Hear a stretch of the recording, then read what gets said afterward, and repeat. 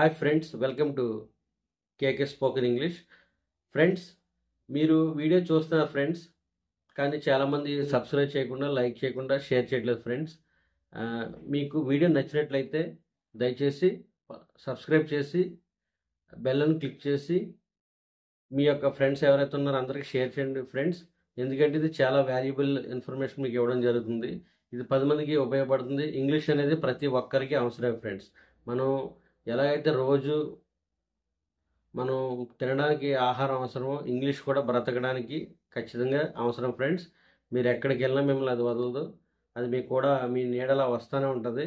So మీకు నా ఛానల్లో మీకు అన్ని రకాల కాన్సెప్ట్స్, అంటే మీకు ఎక్కడ ఇంగ్లీష్, ఎక్కడ ఏ సందర్భాన్ని బట్టి మీకు ఎక్కడ ఏ రకమైన ఇంగ్లీష్ అవసరమో ఆ కాన్సెప్ట్ తగ్గ మీకు సిచ్యువేషనల్ ఇంగ్లీష్ మీకు ఇవ్వడం జరుగుతుంది ఫ్రెండ్స్. మీకు అన్ని రకాల కాన్సెప్ట్స్ నా ఛానల్లో దొరుకుతాయి.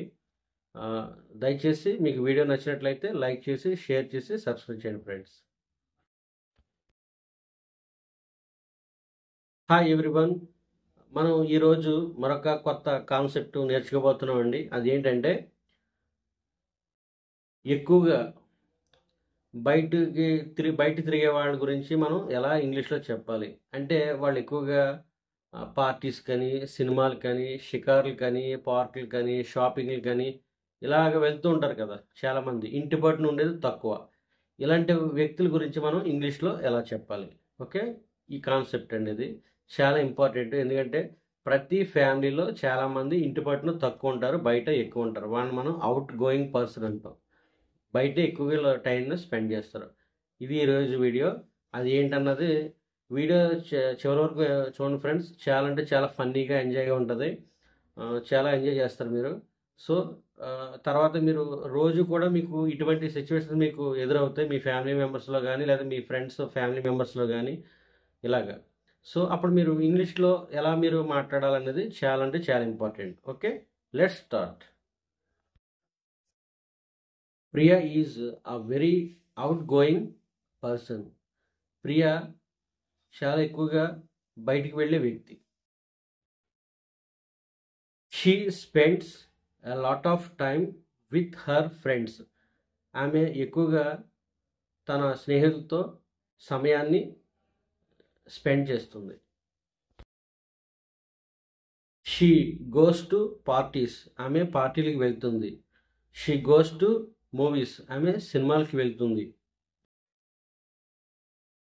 She goes to clothing shops. ఆమె బట్టల షాపులకి వెళ్తుంది. She goes to shopping malls. ఆమె షాపింగ్ మాల్స్కి వెళ్తుంది. She is very popular. ఆమె చాలా పేరుగాంచిన వ్యక్తి.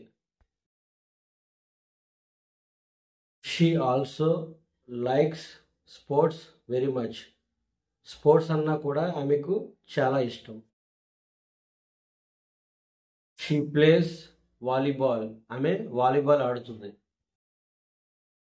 She place baseball. ఆమె బేస్బాల్ ఆడుతుంది. She place basketball. ఆమె బాస్కెట్బాల్ని ఆడుతుంది.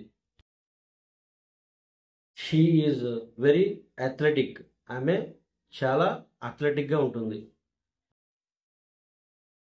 Priya doesn't stay home alone very often. Priya చాలా తరచుగా ఒంటరిగా ఇంటి దగ్గర ఉండదు.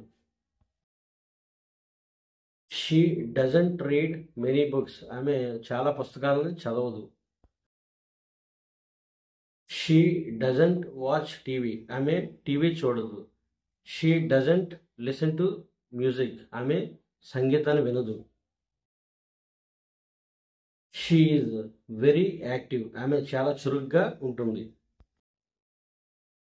యాజ్ యూ కెన్ సీ, మీరు చూసిన విధంగా Priya is very out going person. Priya చాలా ఎక్కువగా బయటికి వెళ్ళే వ్యక్తి.